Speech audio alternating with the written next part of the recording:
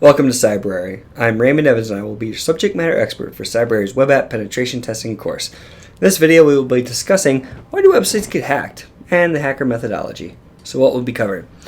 We're going to cover why websites are hacked, a quick overview of the common web app vulnerabilities, then we're going to go in depth about the hacker methodology. So why do websites get hacked? Websites are a large attack surface. As companies automate more of their products and services, that attack surface grows immensely. Developmental constraints factor into this vulnerability as well. Increased demand with limited time for development and testing increase the flaws in web applications. Increase in more information available online and increased vulnerabilities make websites pretty easy prey for attackers. A lot of times companies will just spit out new web applications. They want their website to now do widget X, and they have to get widget X on the market as quick as they can, because if they don't, their opposing company who's also working on a similar widget X, well, they're going to beat them to it and people are going to move to their company. So they're going to push the developers as hard and as quick as they can. And those developers, with a lack of time and money and, not proper and maybe improper education for secure app development and web application development, are going to churn out a product that isn't the most stellar product that you can really think of. So that's why websites get hacked. So what are some of the common attack vectors? Well, there's cross-site scripting, or XSS. This is used to inject code into a website and bypass access controls. SQL injection is used to enumerate databases and steal information. Local file inclusion allows an attacker to traverse a file system. Remote file inclusion allows an attacker to execute a remote file on a web server to steal data. And then URL manipulation allows an attacker to gain access or information from a website when poor user controls are implemented. So what's the hacker methodology? Well, there's steps for attacking a target, which if followed properly can result in a successful attack. So when you're performing a web pen test, this is something you want to do too. You want to step through and follow every single one of these processes to get the best product that you can for whoever you're delivering a report to. So first it starts with footprinting. So it's passively gaining information. Then we're going to scan and map the network. After we scan and map the network, we're going to enumerate and find vulnerabilities. Then we can gain access by performing penetration. Then you'll want to maintain access. Something like creating a new user account on the system that you can log in with, or setting up some kind of backdoor to constantly call out to a listener that you may have. And then finally, you're going to want to cover your tracks. So alter logs and hide your activity, or even delete the logs so that way the logs don't even exist. So first, footprinting. There are many ways to perform footprinting on a target. You can perform ping sweeps, which are used to identify machines on an IP range that may be active. This is going to be loud, and somebody could find you with a ping sweep. Unless you do it very, very slowly, then you're less likely to get caught. You can use Whois, which is an open source information database about companies such as IP addresses and contact info.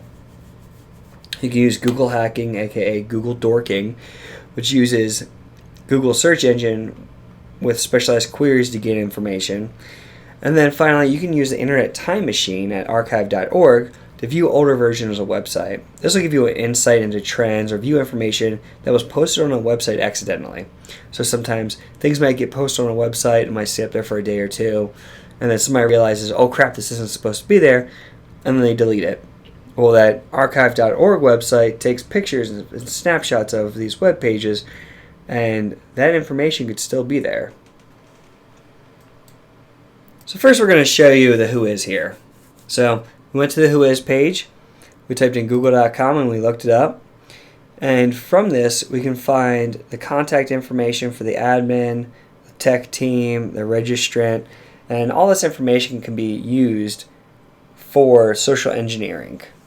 And in fact, it can be also used if you want to perform a physical attack as well in your assessment. So if you want to actually go to a location and see, how well you can social engineer the individuals at the location, this information becomes really important. If we go down further, you can find the name servers and more information that can help you plan an attack better against your target. So, who is information is very, very important information for you to look up. And then next we have the Internet Wayback Machine. So, you can click anywhere on this Wayback Machine. So select 2010. And pick a random date and random time. And here we see an old version of this web page. Now we can go even further back.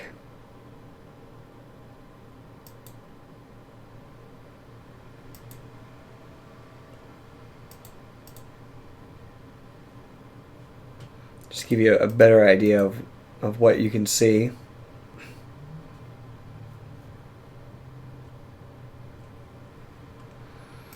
You can go as far back to see the very first versions of the web pages that ever existed. And here we can see the Google search engine prototype. So the Wayback Machine can be very, very helpful when trying to find pieces of information that may have been leaked on the internet. And finally we have Google Dorking. So we typed cydef.com, which is my web page, and so that pulls up every page for cydef.com. And go through and see every page for Cydef. Well, we can then add file type, PDF, and it'll give us every PDF that is located on that web page. So this can be useful for finding things that may be on the web page and internet facing out to the internet that they necessarily might not want facing out to the internet. So sometimes people put internal network maps on there. Somebody from the IT team who doesn't know better might put that on there. Internal phone directories may be on there as well. So all kinds of awesome information can be found by just changing these file types here and trying to look for different files that may be available on a web page.